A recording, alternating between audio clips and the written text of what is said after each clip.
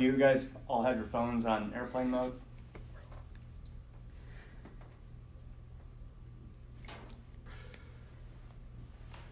Hello everybody on Facebook Live. This is Frank Washcook and Diana Bradley co-hosting this week's episode of the PR Week podcast. We have a terrific guest for you. It's Paul Dyer from Lippe Taylor. Paul, how are you? I'm doing well. Thanks for having me on. No problem. Glad you could make it. All right, so we are going to start recording for real in 3, 2, 1. Hello everybody and welcome to the PR Week. That's PR Week's weekly podcast for everything going on in the worlds of PR and communications. My name is Frank Washcook. I'm the news director for PR Week and MM&M magazines. And we have a great guest for you this week. It's Paul Dyer, the president of Lippe Taylor. Paul, how are you? I'm doing well. Thanks for having me on. Thank you for joining us. And our co-host is Diana Bradley, our associate news editor. Diana, thanks for coming on this week. On short notice, I might add. Thanks for having me. All right. So, Paul, tell us a little bit about your journey to Lippe Taylor. You were sort of an analytics and data guru, if I can use that word. Yeah, but not by design. Not by design? It's sort of how it turned out. I actually started out my career thinking I was going to be a lawyer. Thankfully, people talked me out of that. I then landed at a company called MarketWire that doesn't exist anymore, and started partnering with the marketing group there really closely, and we put out the first SEO and social media press release products. And that was when companies started asking for advice on SEO specifically. And SEO is inherently a very analytical process, right? Analyzing what's working, what's not, et cetera. Now, what year was this? It was probably 2005. Okay. And so that, that ended up just sort of spawning a lot of interest in where did you get this kind of data? We could use this in other ways. And social media took off, and that, sort of became a big part of my career. And in particular, during the recession, a lot of clients didn't want to invest in sort of the big whiz-bang social media things like apps and contests and stuff like that, but they needed to be really smart with their money, and so we could use social media analytics to help them understand what was working, what wasn't, a lot faster and more effectively than market research. So it just became a thing. They started asking for it more and more. I joined up with an agency called W2O Group, although it was called many different things before that. Yes, it's had a few iterations. Yeah. I think I had 9 business cards while I was there. And in our pursuit of building a excellent social media capability, we ended up really building a strong analytics capability that I was responsible for there. And then sort of brought that with me for the next stage of my career. That's really interesting because, I mean, the knock on PR for how many years is that, it's so hard to measure. And so if you're the person essentially running the measurement function for clients or for a PR firm, I mean, how do you break it down in layman's terms, I guess? Well, so when I say analytics, it means both upfront insight and after the fact measurement. So it's analytics to inspire ideas and then analytics to measure whether they worked or not.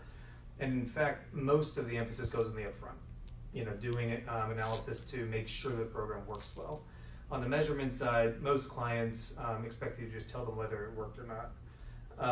But on that side, I think there's a number of things that we do now that go well beyond sort of the clicks and impressions. Analyze things like brand recall, likelihood of purchase intent, things like that, where you have to sort of connect the traditional public relations data sources like media monitoring and hand coding of articles and whether they included key messages and things like that to data sources that track consumer sentiment about a product or a brand.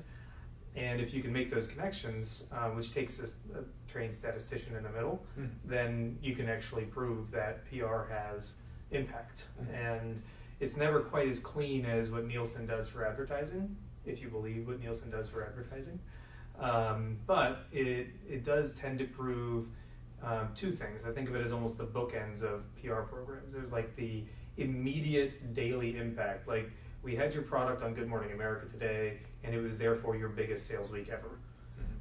Then over the course of 12 to 24 months, we can show that because of these sort of large spikes in attention driven through earned media, your overall, whether it's brand awareness, whether it's purchase intent, et cetera, has gone up, and we can actually correlate those two things. Mhm. In the middle, between 1 week and 12 to 24 months, it's really hard to show what PR did over a 3-month period, for example. Right.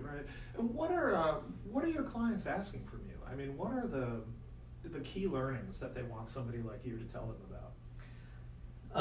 I mean, typically it's do more with less. Right. I think there's been a definite resurgence in interest in earned media, Mhm. which, as somebody whose background is primarily digital, was almost, I would say, a little bit of an aha moment for me a couple of years ago, because we've been railing against traditional media for a little while there. Well, that's interesting, because that's something that we've heard in reporting for our agency business report, which is coming soon, I might add. You should be on the lookout for it.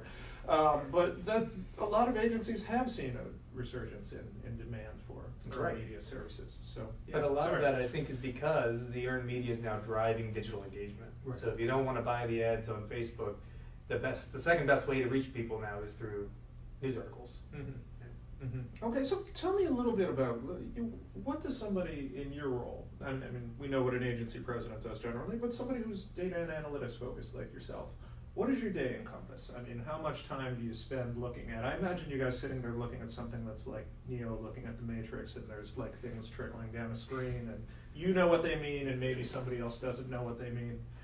How far off am I? Every now and then it does look like that. Yeah. But most of the times it's going between meetings and things like that. Sure. But I do think that in particular when it's annual planning time for clients, we do a lot of that, and I'll personally be very involved in that. I do believe that at every level people should maintain an area of expertise and have a depth in something to be really involved in the client business. And so for me, that is what it is I'm an active user of our actual analytics tools, some of which we built in-house, some of which we license. And although they're usually not, matrix looking, some of them are pretty cool visualizations. Well, the movie's 20 years old, so I hope. Yeah, they're better looking, beyond exactly, that, they're yeah. cooler, yeah. But a lot of times what, my job is actually to connect the dots across data sets. So you have analysts look at individual data sets and say, this is what seems to be interesting here. But then have somebody look more strategically at, all right, this is what your market research is telling you, this is what your web analytics is telling you, this is what our sort of proprietary influencer report is telling you. Now, if you connect these dots, there's contradictions. And there's always insight in the contradiction, and that's what we typically are looking for. That's interesting. What does your staff focus on? I mean, is there one thing that do you have like a mantra for them of, here's what we look for clients, or does it just depend on who you're working with at the time? I mean, the nature of being a professional service business is that to some extent we have to provide what our clients are looking for. Sure. But we do try and be focused, and our mantra is that we earn it, right? So as an agency, we have a very strong foothold in earned media, have since the founding of the company more than 20 years ago. That also permeates into everything else. It's about working harder and all those kinds of things. But I think it's whatever the client's looking for. Sometimes they're looking for big creative ideas. Sometimes they're looking for quick, I need something turned around today. And it's really about being sort of client first. Yeah, we've talked about earned media a few times now. So I guess my question is, what does a firm like yours provide that maybe some of the more digital-focused general marketing shops don't? I mean, what's the advantage that the PR firms have when it comes to data, analytics, measurement, things like that? I think that the digital shops in particular think about building stuff first. And they'll tell you they think about the experience, right? What is the visitor's experience, wherever that thing is that they built, whether it's a website or an app or whatever. We tend to think first about a story, and that's about the sort of the heritage of PR, the heritage of journalism, et cetera. And that means that the content is typically better. It's more engaging. And we're in an era now where, in particular, younger millennials are aggressively rejecting the advertising model. They'll pay money to not look at ads. And when you think about what that means for how you reach and motivate them, it means that you have to tell great, engaging stories, and you have to get somebody else to carry that story. So sure, it may happen in a digital channel. In fact, most things happen in digital channels today. It's almost like it's becoming less clear what the role is for a digital agency. In an integrated agency team structure, it's obvious sort of what the ad agency does, the PR firm, if there's a shopper marketing agency or a professional marketing agency. The digital role is almost getting squeezed out now. Yeah. Because it's sort of like a return to the original dynamic of earned, paid, and then channel. Mm-hmm. Interesting. So I'm always curious, how does somebody like yourself that's an actual expert in these things use social media? I mean, is it different than the average person? Do you have a Twitter account? I mean, how does it work for you? It's more say as I, do as I say, not as I do. Fair enough. Earlier in my career, I was very active in it. Right. And then what I found was it was taking up a lot of my time personally and wasn't necessarily advancing my own understanding of things anymore the way that it used to. Mm-hmm. So I'm not nearly as involved anymore. I mean, LinkedIn is probably the exception. My wife is very involved on Instagram, and so I kind of know everything through her because she builds her business on Instagram. Mm-hmm. But other than that, yeah, I'm not a shining example personally. Interesting. Yeah. Okay, I'm going to use this opportunity to segue over to the news of the week because as we look at Twitter 5 minutes ago, all of the trending topics except for 2 are related to the Mueller report. The other one is about Jason Momoa shaving his beard for charity, which seems cool, I guess. And the other one's about somebody named Lil Yachty. And if there's a young person who wants to tell me who that is, that would be terrific. But anyway, so it's all Mueller report dominated. So Diana, bring us a little bit up to speed on HBO getting involved in this in a weird roundabout way. Sure. So this morning, right after the Mueller report was released, Trump tweeted out a Game of Thrones themed image of himself, and he basically said something like, what did he say, like no collusion? I don't know. He's been saying that a lot on Yeah, on and then social he just media, said game so over, and it said game over in like Game of Thrones font. he loves his Game of Thrones he tweets. must, or his team does. His team must. He's done this a few times now, and HBO put out a statement and said that while they're all for people getting in on the craze, they don't really want people using it for political messages. Right. So Their IP, as they say. yeah. What did you say? They threw winter shade. Yeah, that was my really terrible pun that I used. But you were almost a lawyer. You considered being a lawyer. I mean, I'm sure you run into this occasionally with a client where they go, "That belongs to us. Somebody else shouldn't be using that on social." How do you advise them to proceed? It doesn't necessarily have to be a big network, but how do you tell them to go forward in a case like that? I mean, this is a little bit of a unique situation. Sure. But in general terms, their lawyers are going to tell them to protect their copyright. Right. But there's definitely a spectrum between protecting your copyright and just asserting that you own it versus going after somebody legally and sending them nasty grams. So we advise against nastygrams. Okay.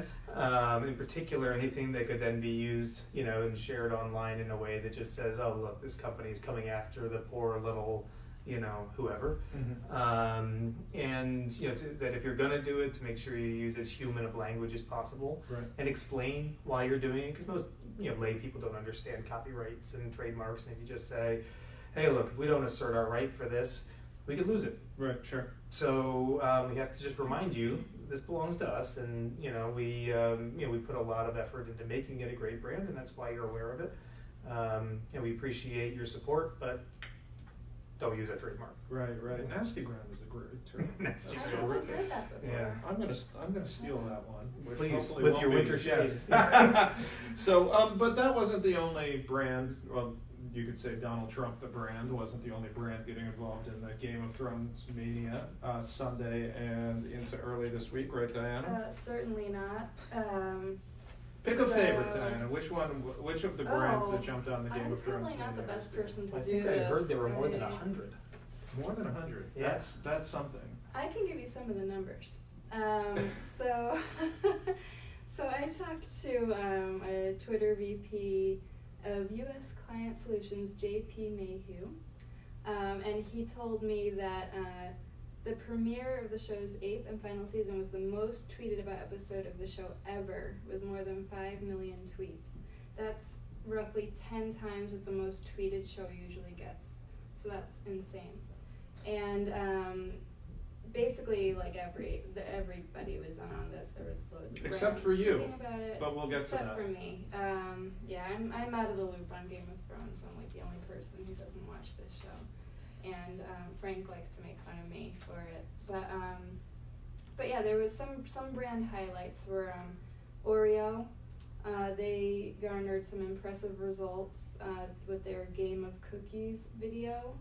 I don't know the meaning behind any of these tweets. I'm just gonna tell you what they It's did. okay. I'll be your Game of Thrones yeah, if you could interpreter, please- I guess. Yeah. What was your For- favorite? What was your favorite? Oreo. I thought the video Oreo did was terrific. Yeah, I that thought, one everybody seems to. I thought it was really good, and it just sort of, sometimes you see brands do these things and you're like, yeah, that's a stretch. That's too much. But Oreo made it really work. It's like stop motion. Yeah. Paul, cookies. you're nodding, so I think you. Well, I agree with Oreo, but I was mostly nodding with the brand sort of forcing it, which, Bud Light having a dragon just show up in their Super Bowl commercial was completely forced, in my opinion. I don't know if you agree, but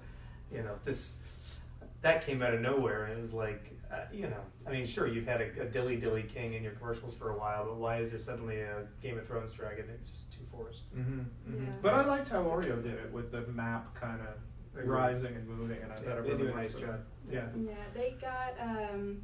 They actually posted that about 2 weeks before the show's premiere, and the video has racked up 2 million views, 14,000 retweets, and 29,000 likes. So that's really impressive. And then some other ones were HBO changed its Twitter name to House Box Office from Home Box Office. I don't understand what that means. And Merriam-Webster shared the history behind 10 Game of Thrones words, and Burger King posted a screenshot of a text to character Jon Snow. So people were getting in on it in really creative ways. The Burger King thing was all right. It wasn't as good as impressed with that Oreo, one? but it was all right. Yeah? It was all right. Alright. Probably cost a lot less to produce. Yes, yes, I can imagine. But anyway, I think You would hope Oreo so. takes the cake on this. So we'll see, though. I mean, like, is this going to happen all over again when we get to the finale? I bet you for Oreo, Yeah. since it worked Yeah, for yeah. them. Yeah, For the brands that didn't work for, It doesn't seem like it's going to. It seems like it's going to keep going. People they just love something about dragons and cold. So yeah, Dragons I'm and sure- cold. That's your interpretation of the I'm whole sure show, this isn't it? will Dragons just and keep going. dragons and cold. That's the show. Okay, all right. So tell us a little bit about a big people move from McDonald's this week that you broke a story about overnight. A big name in the PR industry moving on from his role at McDonald's. Yes. So McDonald's SVP of U.S. Communications, Global Media, and PR, Hanno Cabrera, left the company last month, and a replacement has not yet been named for him. And he left to spend time with his son, who was born in February, before he moves on to his next venture. And he joined McDonald's in 2015 and has really he's been shaking things up at the company. Last year the company announced that it now works with 3 agency partners, so it's Golan, We, and Purple Strategies, and they're each focused on a specific area of storytelling.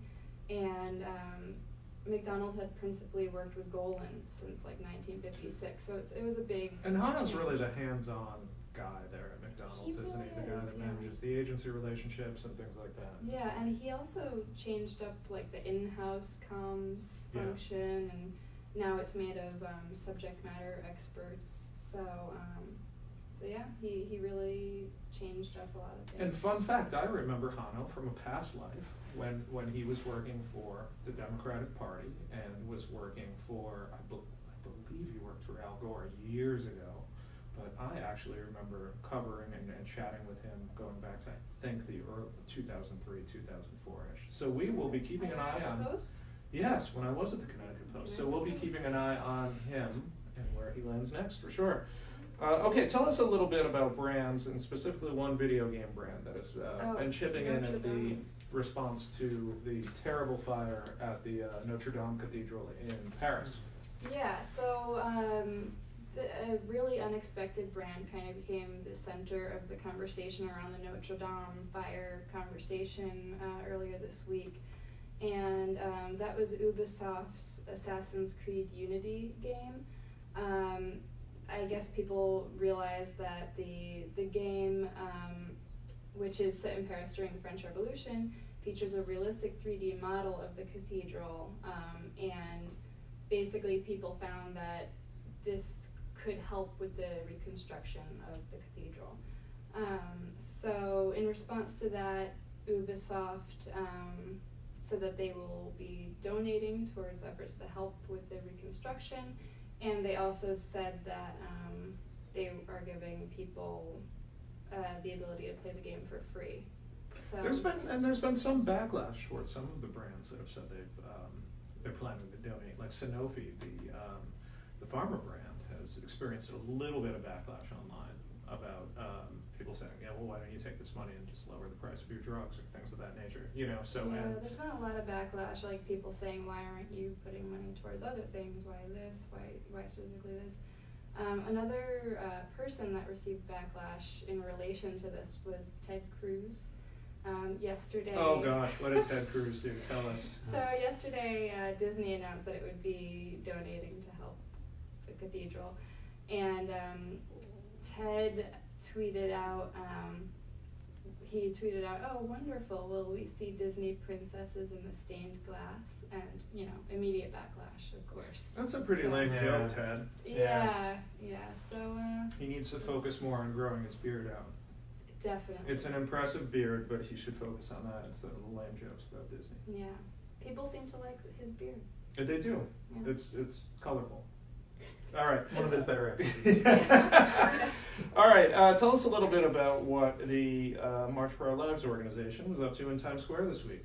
Yeah, so this is their latest effort. For the next 2 weeks, the Gun Control Advocacy Group, which was of course formed in the wake of a mass shooting at Marjorie Stoneman Douglas High School last year, they will be sharing their message on a series of billboards in Times Square.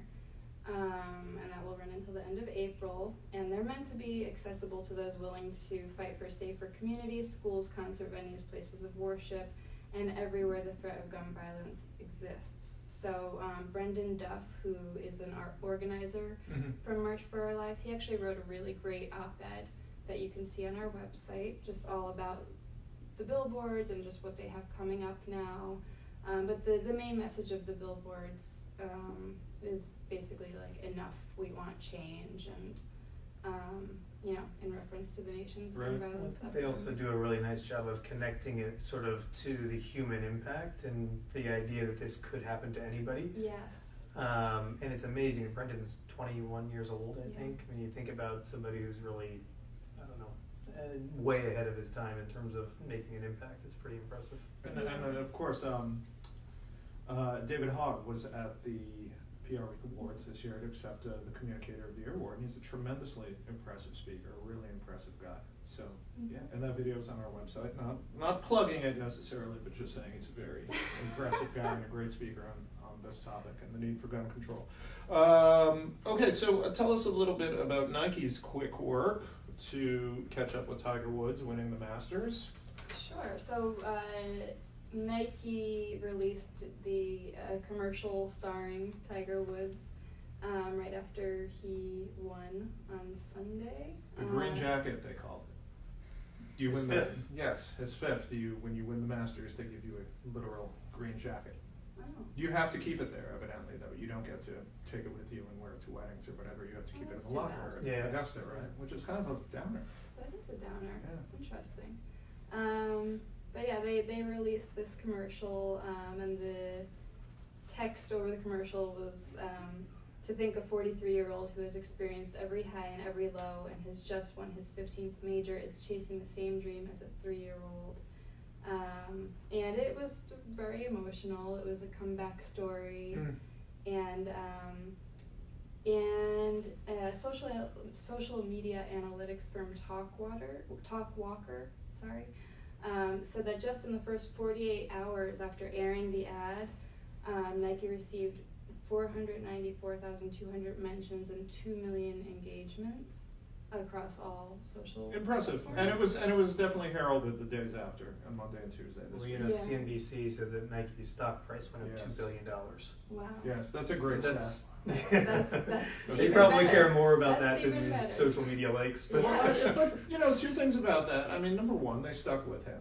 Yeah. When he was When having a lot of there's- personal issues, and you know, they also stuck with Colin Kaepernick, of course. So you know, interesting bat strategy for one, but also, Paul, give us a little bit of your expertise here. If Nike, when does Nike get the ball rolling on this? Do they always have it in the back of their team's heads that, you know, if it's Saturday and Tiger's making a run, we're gonna put something together, or is it much I mean, more they may complicated? have, but what's Yeah. more likely, Tiger was a long shot. Sure. He was never expected to win this. So it's and if you look at the way it was produced, it was a lot of B-roll they already had on hand, Mhm. very nicely written, simple copy, simple music. It's much more likely that this was not planned in advance. Sometime on Saturday, they went, "Oh my God, Tiger might win this thing," Yeah. and they got all their creatives in a room together and said, "What can we do to celebrate?" And in less than 2 days, they had a really nice piece out that I think I actually didn't take away that it was about a comeback. I thought they did a really nice job of avoiding that and making it more about how there's been one dream his whole life. He was the 3-year-old, in the piece, saying he wanted to beat Jack Nicklaus's record. And that he's still 40 years later pursuing the same dream, which is meant to be inspirational to future athletes. I thought they threaded that needle so well, without overly playing the fact that Tiger had been down and kind of wading into those waters, just reinforcing, as they did by staying with him and Colin, that Nike stands by athletes and will always be there throughout your pursuit of your dreams. I thought they did a really great job. Mm-hmm. So your bet is basically that they coughed up some money in overtime, get their staffers in there on the weekend, and put it I don't together think they had to pay him a dime. I think they were over the moon, and they were so excited they were fighting over to get to work on that. Do you think that it's going to have sort of a secondary boon for golf as a sport? I mean, It has already. Yeah. Titleist stock is up. Callaway's stock is up. I mean, it's already having a major impact for the sport. They call it the Tiger effect. They call the fans the Tiger roar. I mean, there's a reason. He's great for the sport. He's a great draw. He's entertaining. But there's also a whole next generation coming up behind him that are already starting to capture sort of the imagination of that next generation. And it's good to have Tiger back in and sort of pushing these guys. But I think that for the most part, the sport is bigger than Tiger now. Mm-hmm. And it's interesting to think of him as kind of the old guard now. If Yeah, you're, right. if you're my age, you can remember. I think it was a 60 Minutes episode about him when he was 12 or 13, and it was a phenomenon. So really interesting. Okay, folks, that's about all that we have time for on this week's episode of PR Week. I want to thank Paul Dyer for coming on. Thank you very Thanks much for having me. spending some time with us this week, and of course to Diana Bradley for co-hosting again on short notice. Thanks very much. And that's all we have time for, but we will see you next week on the PR Week.